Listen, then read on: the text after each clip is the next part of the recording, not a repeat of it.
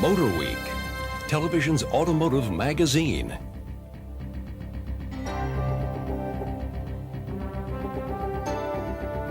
Your host for Motorweek, John Davis. Well, hello and welcome again to Motorweek. We're glad to have you with us. In the last couple of weeks, we've shown you what's new for the 95 model year from two of America's big three automakers. Well, this final week, we'll look at the company that actually created modern automobile manufacturing, Ford. 1995 is a pivotal year for Ford as it tries to once again reinvent itself with both new models and new strategies of global appeal. Ford, maker of the top-selling car, Taurus, and the top-selling truck, F-Series, is undergoing changes that could make it the first truly global car maker. And if that means there are more cars in store like the 1995 Ford Contour and Mercury Mystique, the car world really would revolve around Dearborn.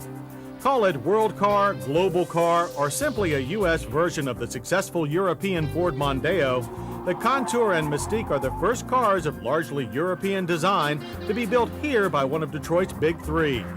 And they're almost the same here as over there. Ford says 90% of the Contour Mystique parts that you can't see are identical. But where there are changes in styling and suspension tuning, American tastes dominate. Ford definitely is pushing new ground with Contour styling, with a rounded hood and oval grille that reminds many of the front of a jet engine. And it all flows back to a semi-cab forward shape that in dimensions closely matches the Honda Accord. The rear also has minimal overhang, ending with tail lamps that favor Ford's Mazda partner. The Mercury Mystique has front styling that is more conservative, with a resemblance to the Topaz it replaces. But that is where any similarity this jewel has to the past ends. Open the door and the interior of all Contour Mystiques is airy with lots of glass, with fabrics and an instrument panel that would look right at home in a BMW. There are some differences in overall dash shape between Contour and Mystique, but placement of major controls is the same, which is to say up close and practical, as are the dual airbags. Contour and Mystique also offer a micron air filter in the ventilation system to catch most dust and pollen, a first for this compact family car class. The all-new powertrains are also global. Both the European-designed 125 horsepower 2-liter 16-valve 4 and the Dearborn-engineered 170 horsepower 2.5-liter 24-valve V6 will be made in North America. The American-designed automatic transmission shifts so smoothly you might think this is a Lexus. But the 5-speed manual definitely is European, with light positive throws and even a lockout ring for reverse. Another first for this class is an optional all-speed traction control system. The suspension is all independent, with struts up front and a multi-link setup not unlike the Taurus in the rear. However, on the Contour and Mystique, some passive rear-wheel steering has been dialed in for better stability. With Contour and Mystique, Ford has done much more than just put another compact car design on the road. This is a genuine competitor to the best of the imports, and one that once driven will be instantly appreciated.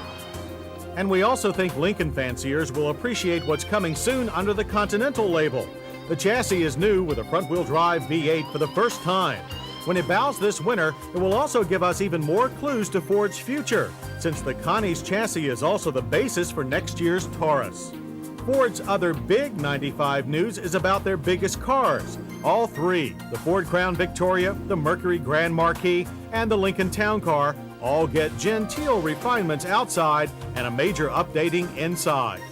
All share a new wide instrument panel that is tasteful with good-looking wood tone. The Crown Victoria and Grand Marquis door panels have everything from remote controls for the trunk and gas door to Mercedes-Benz style power seat controls.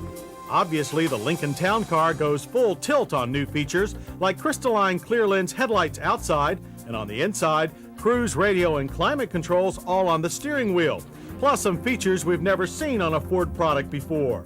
These buttons on the sun visor can control your garage door opener, while this slide switch varies the amount of power steering boosts available. It seems some older buyers think variable effort power steering requires too much effort.